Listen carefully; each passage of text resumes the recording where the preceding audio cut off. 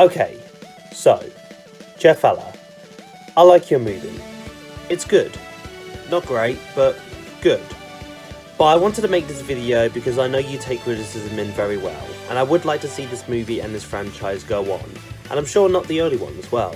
Sonic has a pretty big fan base, and I'm pretty sure there are a lot of people in the world who would love to see this blue blur on the big screen, done right. Why do we need a Sonic Adventure 3? So take this as a guidebook, as a way that you can improve the Sonic the Hedgehog movie with its own sequel. So please take this in well, and let's get started. This is the top 5 things what Sonic the Hedgehog 2 should do. Number 1. Have a better story set in Sonic's world. Even though the story wasn't the worst coming to Earth story ever, I would be lying to say that I am getting really sick and tired of these storylines, and I would like to see a much better storyline set in Sonic's world.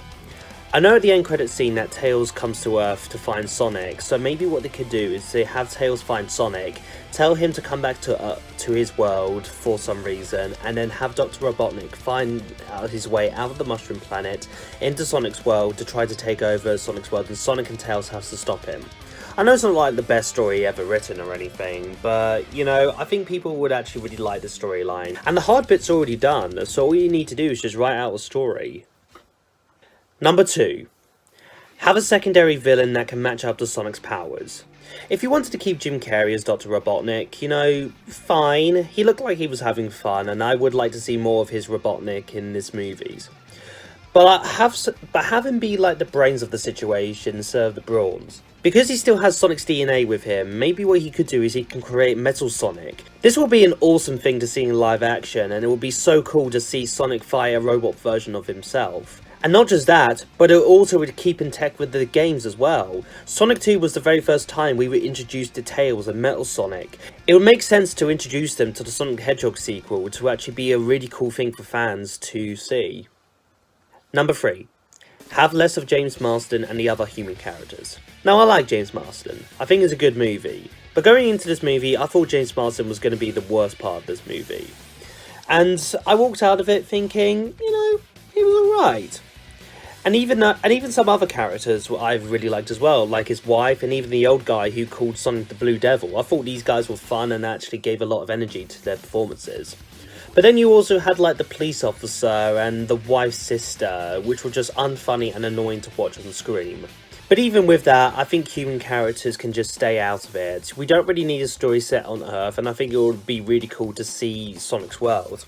In the start of the movie, we do actually get to see Sonic's world, so maybe we can actually have this be a part of the movie. It would be really cool to see what Sonic actually adapts to in his world, and how he actually adapts from human life from going back to his life. Number 4. Turn it down on the modern day references. I get it that your target audience is supposed to be families and specifically children, but it seems unnecessary to have Sonic Floss, the Olive Garden promotion, and even that fart joke. It just seemed a bit unnecessary to actually have that in the movie. You don't really need that, and I feel like the movie probably could have been even better, or less cringeworthy without that. So you didn't really need that in the film, so that could easily be taken out in the sequel. And number 5.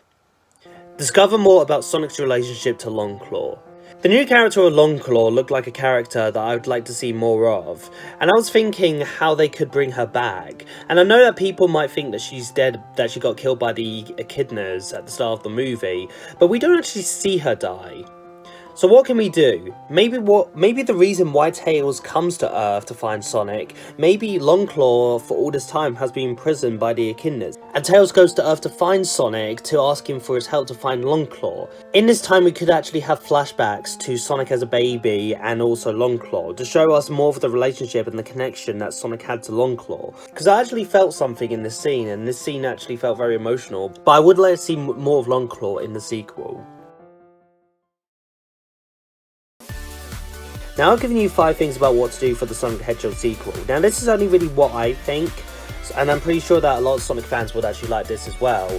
But, and I wouldn't be making this video if I knew that you guys wouldn't be taking in criticism very well. So, maybe we can actually make this a thing. Listen to your fans and make this possible.